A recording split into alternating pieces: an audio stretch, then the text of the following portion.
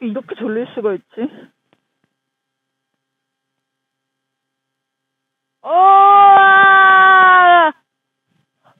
고생 많으셨습니다. 뒤에서 너무 쳐서 미안해. 뭐라고? 위로 올라가는 거지? 위로 올라가는 거야. 파이팅! 라이딩할 때 블루투스로 듣기 좋은 한당의 바이크 공부 팟캐스트 시작합니다. 안녕하세요. 오늘 저희가 좀 깊게 이야기 나눠볼 주제는요. 많은 라이더분들이 좀 어려워하시는 거죠. 바로 저속주행. 네, 특히 그 저속주행할 때 불안감을 좀 없애고 자신감을 확 키울 수 있는 그런 핵심 열쇠에 대해서 한번 파고 들어볼까 합니다. 이게 뭐 바이크 처음 타시는 분들 아니면 기변하고 좀 적응 중이신 분들 또 뭐 숙련자라도 저속 컨트롤 실력 이걸 좀 더 끌어올리고 싶다 하시는 분들께 다 도움이 될 거예요. 그 비결이 어디에 있냐면요. 바로 클러치입니다. 이 클러치를 제대로 이해하고 잘 사용하는 거요. 맞습니다. 아주 기본적인 것 같지만 정말 중요하죠. 네. 그래서 구체적으로 어떤 연습을 해야 하냐 하면요. 그 스로틀, 그러니까 가속 핸들이랑 브레이크는 전혀 안 쓰는 거예요. 네, 전혀요. 오직 클러치 하나만으로 일단 시동만 걸린 상태, 그 아이들링 상태에서 시작하는 거죠. 그렇죠.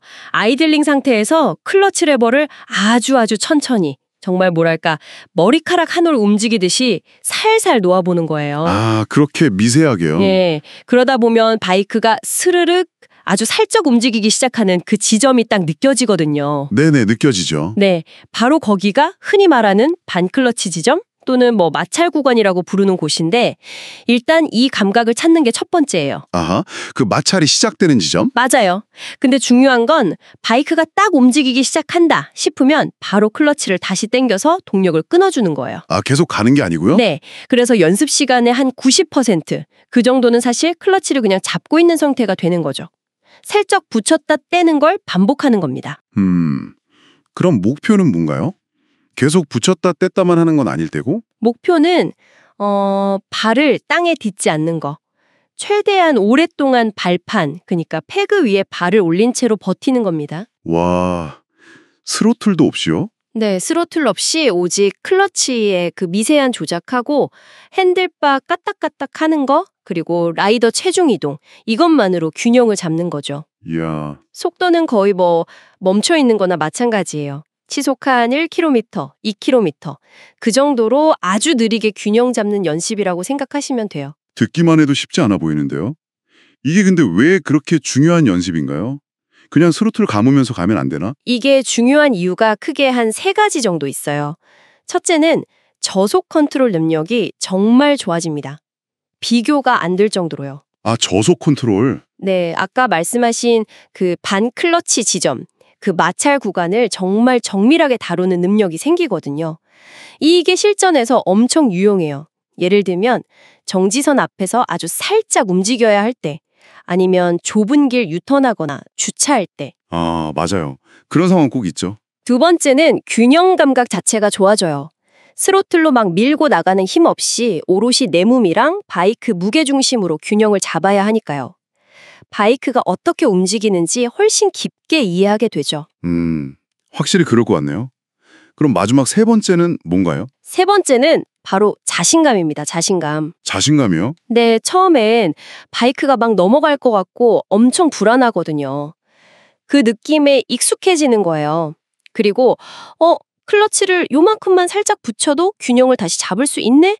이걸 몸으로 깨닫게 되는 거죠. 아, 넘어질 것 같은 불안감을 오히려 좀 겪어보면서 극복하는 거군요. 그렇죠. 그러면서 저속주행에 대한 막연한 두려움이 사라지고 이게 라이딩 전체의 자신감으로 이어지는 겁니다. 야, 이거 진짜 중요한 연습이네요. 그런데 라이더분들이 꼭 걱정하는 거 있잖아요. 클러치 이거 자꾸 반클러치 쓰고 그러면 망가지는 거 아니야? 이런 거요. 아, 맞아요. 아주 좋은 질문이에요. 정말 많이들 걱정하시죠? 특히 자동차 몰던 경험 있으신 분들은 클러치 태우면 안 된다는 이야기 많이 들어보셨을 테고요. 네네, 그렇죠. 근데 다행히도 대부분의 모터사이클에 들어가는 습식 클러치는요, 그런 걱정을 크게 안 하셔도 됩니다. 아, 습식 클러치. 네, 습식 클러치는 말 그대로 클러치 판들이 엔진 오일 안에 이렇게 잠겨 있어요. 그래서 항상 오일로 냉각되고 윤활이 되거든요. 아, 오일 속에서 돌고 있으니까 열받아도 괜찮다는 거군요. 그렇죠. 그래서 지금 말씀드린 이런 식의 저속 연습으로는 뭐 쉽게 마모되거나 손상되지 않습니다. 너무 걱정 안 하셔도 돼요. 그럼 혹시 건식 클러치라는 것도 있지 않나요? 그건 좀 다른가요? 네, 맞아요. 예전에 일부 유럽 바이크, 뭐 두카티 같은 데서 썼던 건식 클러치는 오일에 잠겨 있지 않아서 마찰열에 좀 더 민감할 수 있어요.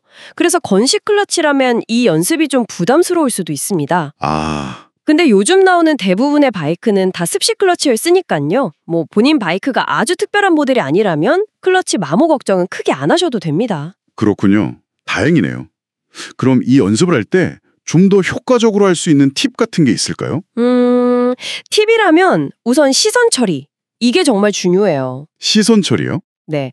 불안하니까 자꾸 바로 앞당을 보게 되는데 그러면 오히려 균형 잡기가 더 어려워요. 가능한 멀리 보세요. 저기 수평선이랑 나란히 본다는 느낌으로요.